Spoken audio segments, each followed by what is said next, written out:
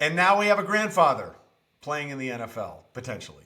Philip Rivers has come out of retirement and has been signed to the practice squad for the Indianapolis Colts. This is the definition of the phrase, desperate times call for desperate measures. When we last caught up with the Colts, they were 8-2, and things were going great. And then they lost 3 in a row. Daniel Jones fractured his left leg, but played through that. And then, of course, ruptured the Achilles in his right leg because he was playing with a fracture on his left leg.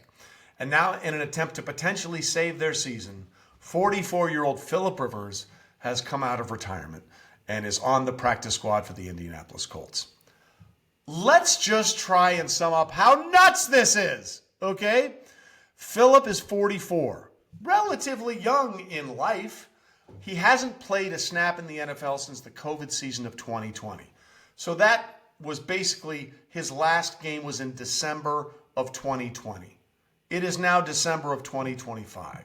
He has not played a game in the NFL in 5 years. And I believe Philip Rivers is a Hall of Famer. He's certainly a Hall of Fame trash talker without actually swearing one time. Go back and look at the video of him throwing a 90-yard touchdown against the Jags and chirping all the way up the field. I think it was Yannick Ngakoue, but I'm not sure. The defensive end in his ear. 90-yard touchdown! 90-yard touchdown! It got so bad that Ngakoue, I think it's Ngakoue, or whoever the defensive end was, went to the ref and said, can you please have him not scream in my ear when he's doing that? I'm trying to be respectful. Can you tell him not to do that?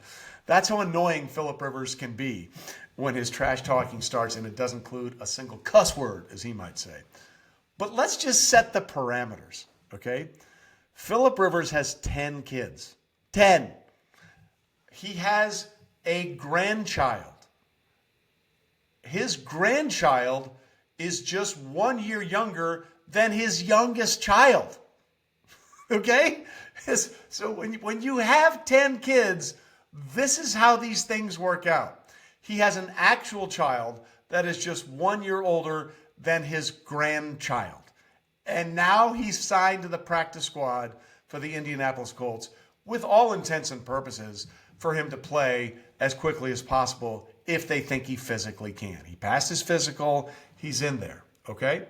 And this is why they're in the situation they're in. We told you Daniel Jones is out. Well, Anthony Richardson, who was the number 4 pick overall in the draft just 2-3 years ago, is out with that orbital bone fracture in the most wild way possible, with snapping one of those resistance bands around his face.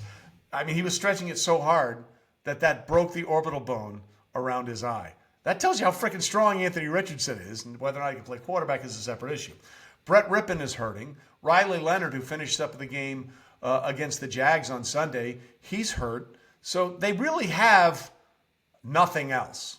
And there's a relationship that goes back a long, long way between Shane Steichen and Philip Rivers, back to their days together with the Chargers. But the reality of this is just crazy, right? Look, it's one thing to be in good shape as a 44-year-old. And we've had old quarterbacks play. Warren Moon played into his 40s. Tom Brady was 45 when he played. But he never stopped playing. George Blanda, back in the day, played into his 40s. Brett Favre played into his 40s. But they never took 5 years off, okay? There's a huge difference between playing at 43, 44, and 45 and playing consistently, maintaining a level of protection for yourself, of physical endurance that you have to do to be ready to play football.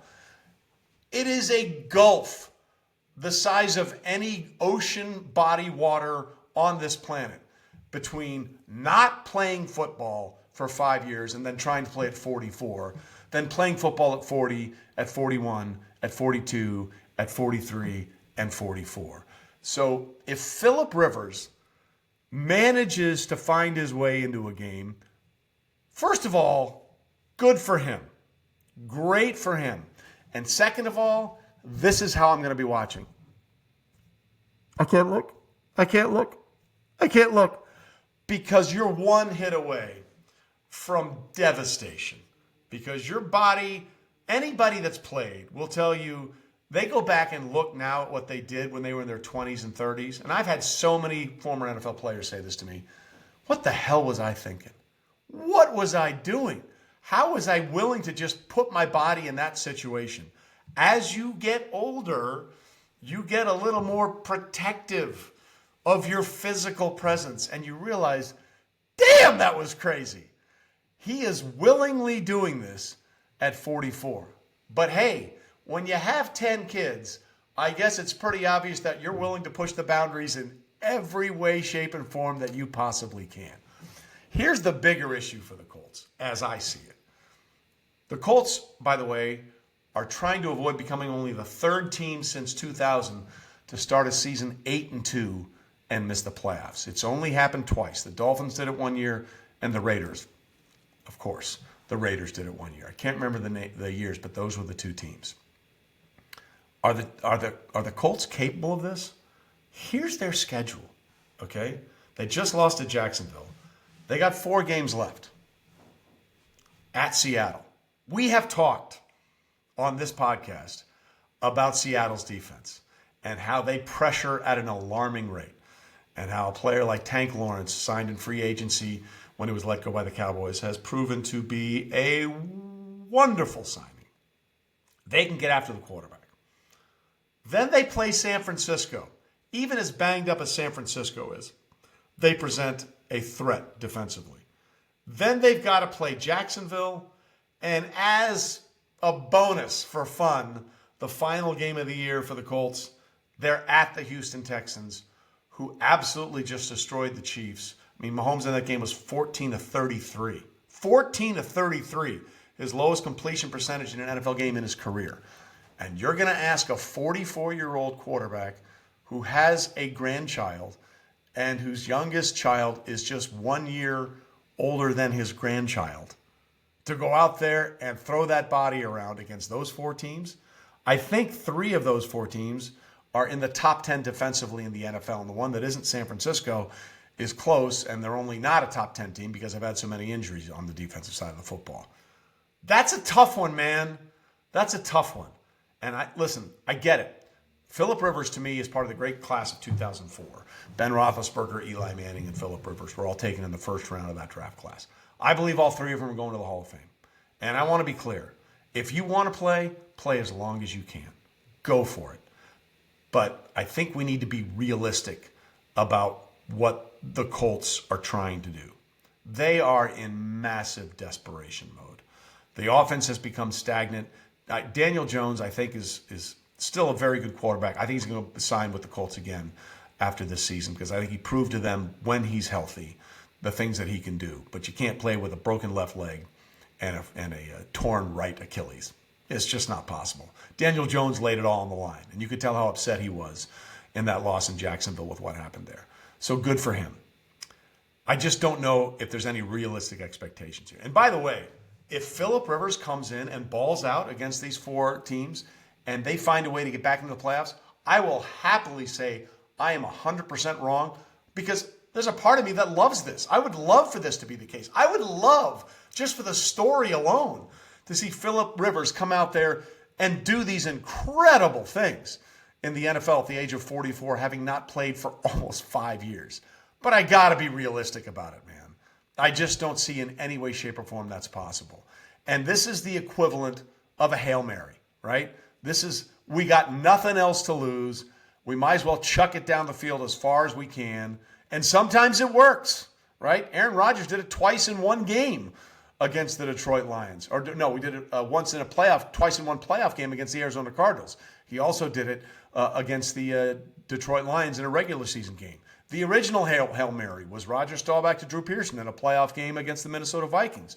You had Jaden Daniels in his rookie season do it against the Bears, even though the Bears were too busy celebrating in the end zone instead of actually covering the play, and that allowed it to happen. Separate choice. Sometimes it works. But I will tell you that the idea of a Hail Mary, probably infinitely smaller odds than the idea of Phillip Rivers coming out of retirement and being in any way, shape, or form productive for the Indianapolis Colts. Their offensive line has gotten a little banged up. It's still a quality offensive line, but it's gotten banged up over the season. They don't have a lot of wiggle room there. I mean, you got to try something, right? So this is literally the equivalent of we have nothing else to lose. Let's see if we can make this work. So 8-5, they've lost 3 straight games. They're in danger of falling out of the playoffs entirely, and they got to find a way to get it right against Seattle in Seattle, home for San Francisco, home for Jacksonville, and against the Houston Texans, the number 1 team defense in the NFL in the final week of the season. Stranger things have certainly happened in the NFL. But if somehow Phillip Rivers works his way into the lineup and finds a way to put this team in the playoffs, it might be one of the strangest things I've ever seen in my entire career covering the National Football League. So with that in mind, Phillip, good for you. Go get it. Take care of that grandbaby. Take care of your 10 kids. One of them is just a year older than your grandchild. Hey, this is a movie. I'm telling you right now, this is a Hallmark movie if somehow they make the playoffs. This will be better than any of the holiday specials that you have on Hallmark all the time. Phillip, good for you. Go get it. And good luck.